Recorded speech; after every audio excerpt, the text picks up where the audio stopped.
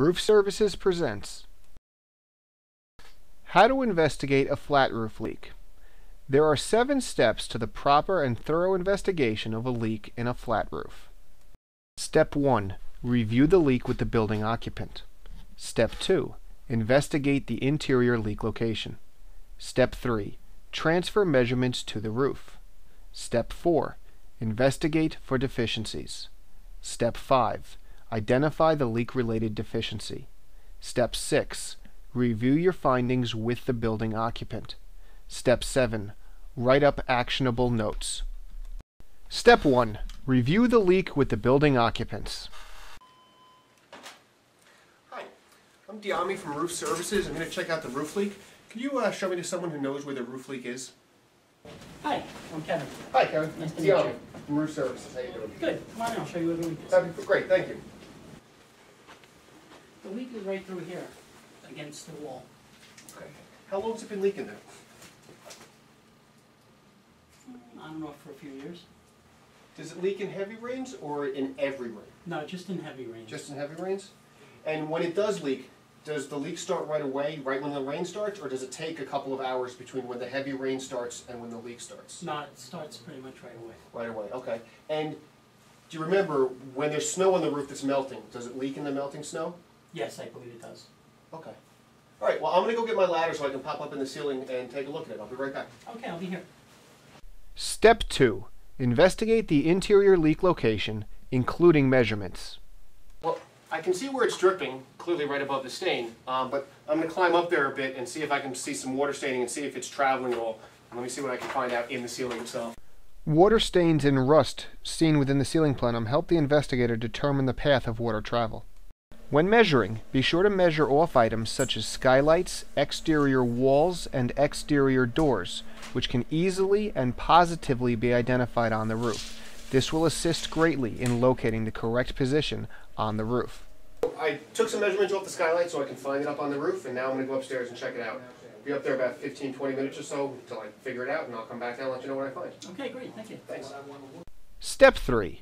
Transfer the measurements to the roof. On the roof, be sure to measure off the same reference points you used during the interior measurements. This is why it is critical that the interior reference points you choose are easily identifiable from the rooftop. Step 4. At and in line with the leak area, investigate for deficiencies. The field of the roof and/or the roof penetrations at the leak location must be thoroughly investigated. They are most likely to contain the deficiencies which relate to the leak.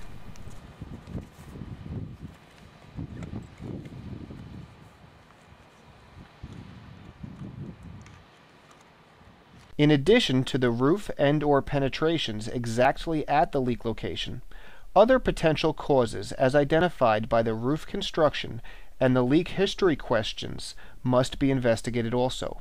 Here, the roof is being investigated following the flues of the steel deck, the direction the water will most likely travel within the roof assembly.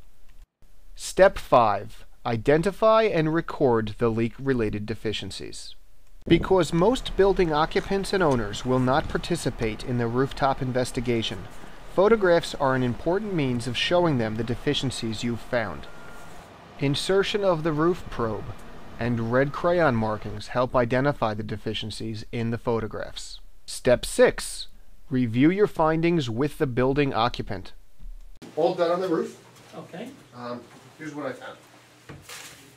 Along the wall, I measured off the skylight to get 16.5 foot, which is our distance from the skylight right now, to the spot over the corner. Mm-hmm. And that spot shows up right in the open field of the roof. In fact, I can show you that.